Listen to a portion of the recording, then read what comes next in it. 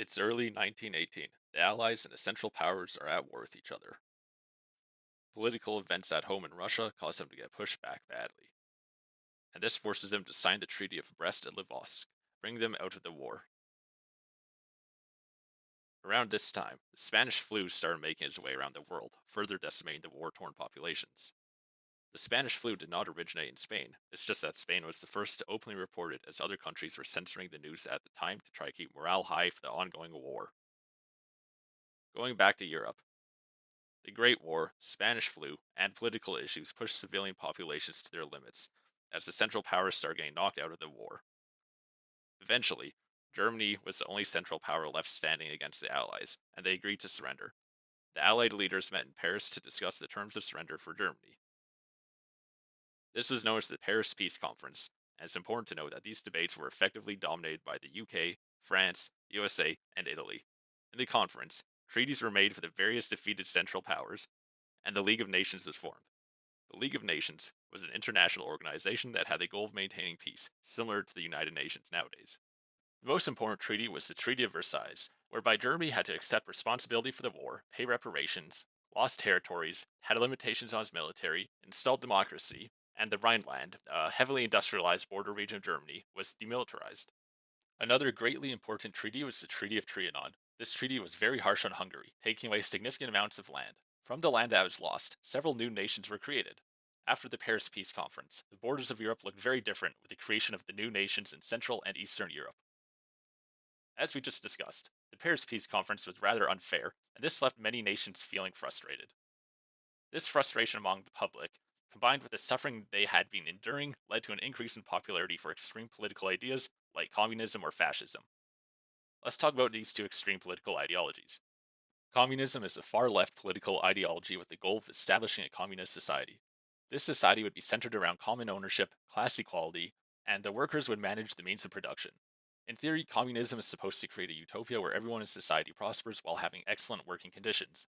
However, in practice, all we have seen is communism result in dictatorships that brutally suppress any who oppose the regime, with large amounts of human suffering as a consequence.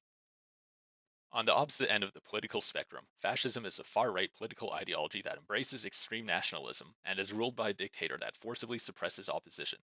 Fascism often results in a belief of racial purity, causing extreme racism and discrimination against others. This political ideology seeks to achieve national self sufficiency, often by taking over other nations using violence as a tool. Now, let's talk about the rise of fascism, starting out with Italy. Italy was on the winning side of World War I and was hoping to get lots of land off the Austro Hungarian Empire, but in reality, they only got a small amount. This caused them to feel that they had been cheated by the Allies. The public anger, combined with a weak economy, led to the rise of the dictator Benito Mussolini. He formed a militia of similar minded individuals called the Black Shirts. Using the Black Shirts, he marched on Rome and demanded to be appointed as prime minister, where King Victor Emmanuel III reluctantly obeyed in order to avoid conflict. Mussolini's main goal was to bring greatness to Italy, promising to restore the Roman Empire with him leading it. He increased military buildup and sought to take control over the Mediterranean Sea. Next, let's talk about Japan. Japan was also on the winning side of World War I, but received very little recognition from the Allies. At this point in time, Japan had been treated unfairly by the Western world for several decades, and they were getting fed up. Their economy was not doing the best because they lacked natural resources, and the Western world still continued to impose unequal trade on Japan. Additionally, at the Paris Peace Conference, they wanted the Allies to acknowledge that all races are equal, which was declined. All of this caused resentment for the West in Japan, and the government quickly started to become militaristic. If the Allies weren't going to treat the Japanese fairly, then they would have to take what they needed by force. Now, let's talk about the rise of fascism in Germany. After World War I, Germany was the Weimar Republic and was one of the most democratic nations in the world. However, Germany was a proud nation and they had been badly humiliated by the Treaty of Versailles. In addition, the war reparations they were forced to pay was taking a toll on the German economy. To pay for these reparations, Germany started printing money which caused hyperinflation, further increasing the distress of the population. An individual by the name of Adolf Hitler formed the National Socialist German Workers' Party, or the Nazi Party for short. This party was able to capitalize on the people's frustration and started gaining support. In November 1923, Hitler and 2,000 party supporters marched into Munich and tried to stage a coup on what they saw as a weak and ineffective government. The police intervened and Hitler served in prison for 9 months. While in prison, he wrote his famous autobiography, Mein Kampf, or My Struggle, where he blamed the Jewish people for Germany's problems and defeat in the First World War. He expressed that communism and Judaism is the two evils of the world. Hitler also advocated for Lebensraum, or living space to the German people. He wanted to do this by taking over more territory, mostly Eastern Europe, and then he would forcibly move the populations, which he saw as lesser races, in order for the German people to have more living space there. Initially, these ideas were slow to gain popularity, and in the 1928 federal election, the Nazi Party only received 2.4% of the vote. However, a major global event was about to change this. In 1929, the New York Stock Exchange crashed, causing major global economic downturn, known as the Great Depression. With the worsening economic conditions, the USA recalled its loans, which caused the German economy to completely collapse. Unemployment in Germany rose to a peak of 24%, while widespread poverty and hunger spread across the nation. This worsening of living conditions caused the German population to become desperate, and they started turning to radical political ideas like communism and fascism in the hopes that one of these ideas would finally bring a better quality of life. The Nazi Party gained massive support, and in 1930 they won almost 20% of the vote. This trend continued as the economy continued to decline, and in the July 1932 federal election, Hitler saw his party grow to win the most seats with almost 40% of the vote. As a result, Hitler was appointed to the Chancellor of Germany by President Hindenburg, further increasing his power. However, he did not have a majority yet, and was competing heavily with the left-leaning parties, but this was about to change. 1 month after Hitler was appointed Chancellor, the German parliament building was set on fire by a Dutch communist. This gave Hitler the pretense to convince President Hindenburg to pass the Reichstag fire decree, which removed key civil liberties such as the right to protest. Additionally, the Enabling Act was passed as an emergency measure whereby Hitler could pass and enforce laws without any objection from other parties. Hitler now had the power to do pretty much whatever he wanted, and he started outlawing rival political parties and formed a secret police called the Gestapo. Then, in what was known as the Night of the Long Knives, Hitler used the secret police and paramilitary to execute most of his political rivals, including the head of the SA, Ernst Röhm. A month after the Night of the Long Knives, President Paul von Hindenburg passed away from cancer, and under his orders Hitler inherited the powers of the president. Since Hitler was now the president and chancellor of Germany, he assumed a new title of Führer, or leader. There's no powers left in Germany to question Hitler's powers, and he was now the indisputable dictator, and Germany was a totalitarian regime. Now that we have covered the rise of fascism, let's talk about the policy of appeasement set by the Allies. If you recall, one of the main ideas of the fascist nations was to greatly expand their territories, something that the Allies were obviously against. But the atrocities of the First World War, combined with economic hardships from the Great Depression, resulted in the civilian population in the West being very anti-war. This led to the Allied policy of appeasement, which, as the name suggests, aimed to appease the fascist nations in an effort to prevent war. And with the extra peacetime, the Allies started ramping up their military spending and gained more public war support. Unfortunately, this worked both ways, as appeasement also gave the fascist nations more time to build up their military and get stronger.